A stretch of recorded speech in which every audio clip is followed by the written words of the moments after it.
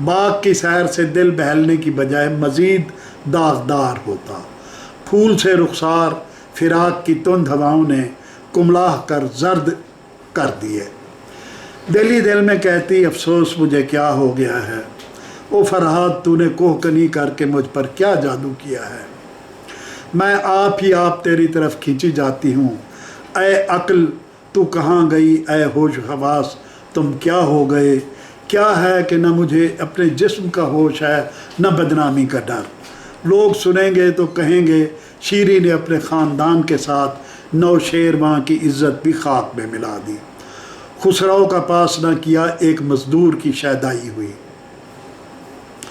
कनीज़ ख़ास नस्तरन जो महरम इसरारो राजदार थी, उसने एक बार मौका पा के सर मलका के कदमों पर रखा और कहा, हमारी जान आप पर कुर्बान हो।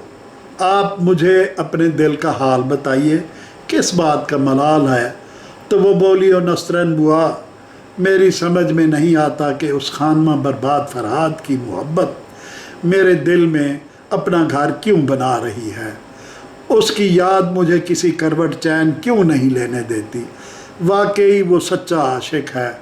मेरी मोहब्बत में उसने नहर जारी कर दी, अपना घर बार छोड़ा, माल व दौलत से मुँह मोड़ा। अब सुना है कि खुसराव ने मेरे खामन ने उसकी जान लेने की फ़िक्र में उसको कोहे बेसतून में रास्ता बनाने का हुक्म दिया है और वादा किया है कि अगर ये काम तुझसे पूरा हो जाएगा तो शीरी को तेरे हवाले कर दूँगा। और जाहिर है कि इंसानी क़ुव्वत से ये काम बाहर है। गो वो मेरी मोहब्बत में इस पर आमादा है, लेकिन यकीनन इस कोहकनी में एक दिन अपनी जान खो देगा। अफसोस है मुझ पर कि वो मेरी मोहब्बत में जान जाने की परवाह न करे और मैं ज़रा भी उसका ख्याल न करूं। शीरी इन्हीं बातों में थी कि एक खादमा ने आकर ख़बर दी, हजूर वाला आज शहर में ये गुल मचा है कि फरहाद ने कोहे बेसतून काट डाला है। अब बहुत जल्द रास्ता साफ़ हो जाएगा और फरहाद खुसरो से शीरी का तालिब होगा। ये ख़बर सुनते ही शीरी का दिल बाग बाग हो गया, कुमलाया हुआ फूल ताज़ा हो गया। उसकी मोहब्बत ने और जोश मारा, नज़ारा शौक़ और बढ़ा। तालिब दीदार की किस्मत राह पर आई, बरगश्तगी ने मुँह फेरा, राहत ने सूरत दिखाई। इसी खुशी में उस सहेली को जिसने ये ख़बर सुनाई थी, शीरी ने बेहद माल इकराम देकर माला माल कर दिया, खूब खुशहाल कर दिया।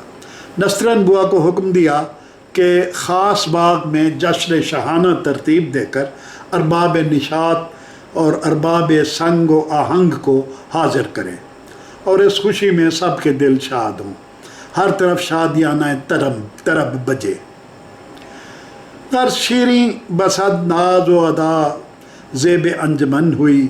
शराब अरगवानी का दौर शुरू हुआ।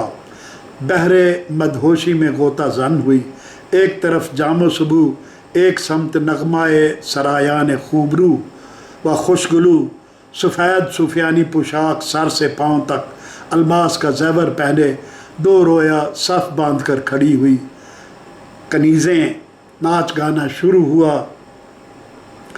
ज़मीन से आसमान तक गुलगुला बुलंद हुआ। हर तरफ शोर मुबारकबादी था। ख़ास बाग जन्नत का आलम दिखाता था, हर एक को महवे हैरत बनाता था। ऐसे में शीरी ने नस्तरन बुआ को तखलिए में बुलाया, अपना पूरा राजदार बनाया। कहने लगी, ओ महरम राज, मेरी समझ में नहीं आता कि उस खानमा बर्बाद फरहाद ने क्या जादू किया है, कौन सा मंतर पढ़ा है कि दिल तो काबू से जा ही चुका था, होश व हवास भी किनारा करते हैं। आज नहीं मालूम कौन पुर असर उसके मुंह से निकली है कि मिकनातीस की तरह मुझे अपनी तरफ खींचती है। रह रह कर दिल घबराता है। यही ख्याल आता है कि किसी तरह कोहे बेसतून पर जाऊं, उसकी सूरत और तबाह हालत देखाऊं।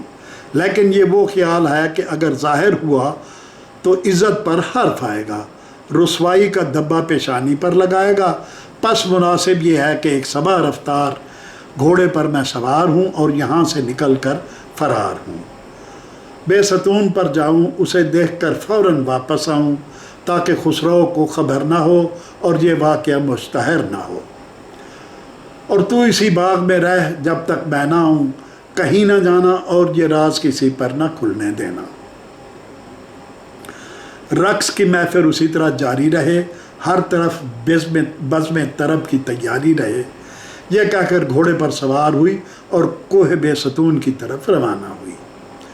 فرہاد کا کام تکمیل کے آخری مرحلے میں تھا۔ اس نے گھوڑے کی ٹاپوں کی آواز سن کر سر اٹھایا اور ادھر ادھر دیکھنے لگا کہ اچانک اس کی نظر اپنی ماہ لقا پر پڑی، جس کے لیے وہ یہ ساری مشقت جھیل رہا تھا۔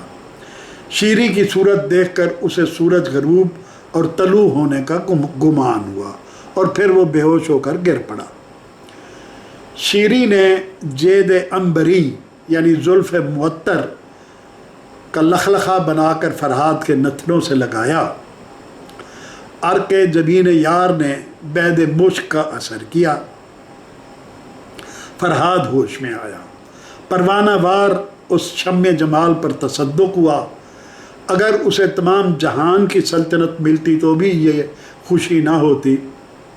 پھر یکایک کہہ بھر کر بولا، جانے جہان، مجھے اس وقت اپنے ان پر اثر نالوں سے شرم آ رہی ہے جنہوں نے تمہارے دل کو میرے حال کا پرسان بنا کر یوں دشت روردی کی زحمت دی ہے۔